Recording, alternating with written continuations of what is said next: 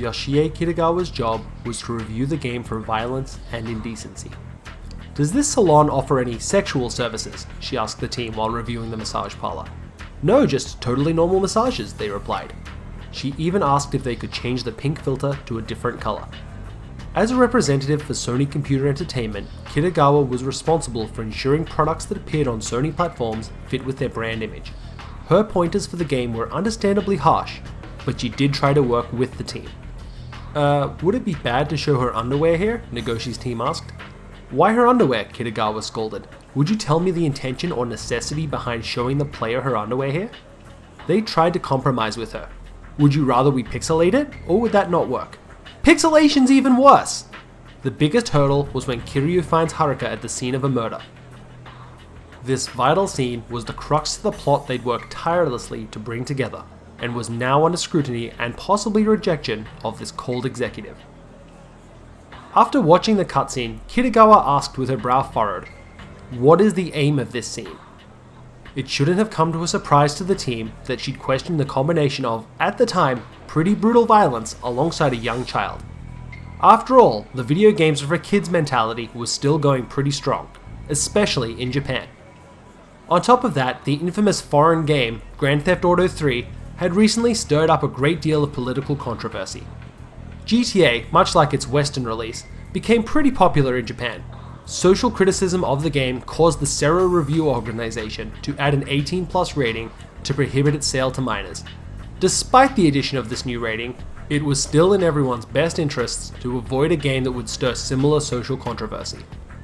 Of course, Ryuga Gotoku was nothing like the GTA series. You weren't able to kill whoever you pleased, for example. Regardless of his understanding of the situation though, Nagoshi could not allow her to censor the most important scene in the game.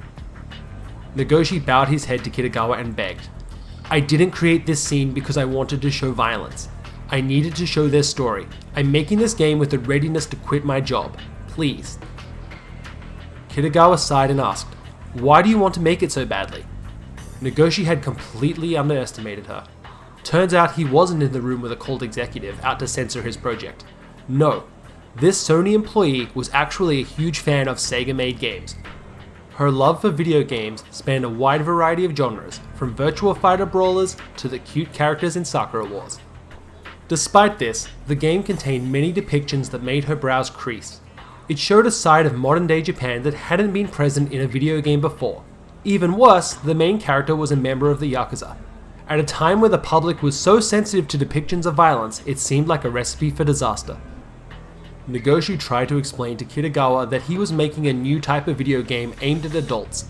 He was passionate about making a game that showed real human drama and violence was part of the real world, not something he added in just to draw in players. Kitagawa listened to his pleas in silence. At the next meeting with Kitagawa, she was as critical as ever with his content, but slowly her expression changed as she watched the game's story unfold. Where at first Kitagawa saw nothing more than the risks of such a novel and mature game being questioned by the public, over time she began to see its potential. Nagoshi watched her expression change from harsh to consideration. The game had a unique power to move people emotionally. Together, Nagoshi and Kitagawa cut only content that was necessary in order to obtain certification. The critical scene with Haruka even managed to stay intact thanks to Nagoshi refusing to let go of that important story element. The game earned a Sero D rating without it needing to be removed. With the classification and SCE licensing out of the way, the final hurdle Nagoshi faced was marketing this brand new IP. It was time for another meeting with his superiors. Nagoshi knew that marketing this game was going to be more challenging and unique than Sega's previous titles. Conventional advertising alone would not be enough to convey their message to the average player. "Please, give us a promotional budget higher than that of our previous big titles," he begged. Video games were in a sales slump thanks to Japan's declining birth rate and fewer children around to purchase them. Aiming this new game at adults, especially ones that grew up playing Sega games, could turn the tides.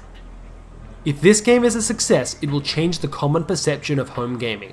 It will create a new market aimed at adults, Nagoshi explained to the higher-ups. Although they were a little unsure about whether a game about the Yakuza would really be the killer title that could revitalize Sega's sales numbers, they gave Nagoshi the go-ahead. After all, they'd already invested so much money into the project, there's no way they could afford to see it fail. So the marketing began. The main goal was to get the game into the hands of as many players as possible. The team believed that in order to truly understand how much fun the game would be to play, people would actually have to play it. Over 100,000 copies of the demo disc was distributed at retail stores across the country. To reach even more people, the team set up a booth at TGS 2005. Since the game was aimed at adults though, they set up a conspicuous white wall around the entire booth, so no children would be able to see the demo being played. Pink lights illuminated the booth, setting a red light district mood inside. Although this was done partially for practical reasons, the showmanship of creating such a gated display attracted more visitors who enjoyed trying out the game in a more adult atmosphere. Having well-known people on the team also played a role in the marketing. The voice actors Tetsuya Watari and Junko Mihara had their own following, and Saishu Hase, who supervised the scenario, was a popular novelist. Publications with loose ties to video games gave favoritism to this new series. Even fans of their work, who otherwise didn't play video games, began to take an interest in this serious crime drama. Team Ryuga Gotoku's last big marketing ploy was an event at an exclusive club in Roppongi. A monitor was set up on one side of the bar, allowing customers to play it freely.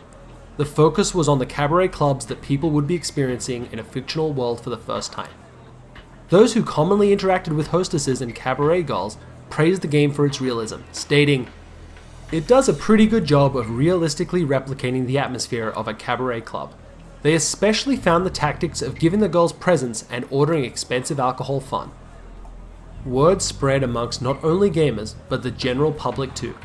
"I heard a game where you can walk about a town that looks just like a real red light district is coming out," or "It sounds like a story aimed at adults with a Yakuza as the main character." And even people excited for the host club saying, "They say you can have fun with cabaret girls in the game."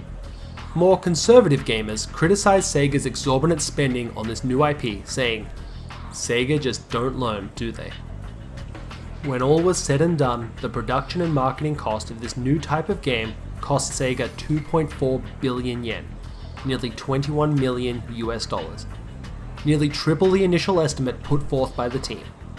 Would the game this small team worked tirelessly to realize, the game that Nagoshi himself bet his entire career on, gain the widespread recognition it needed?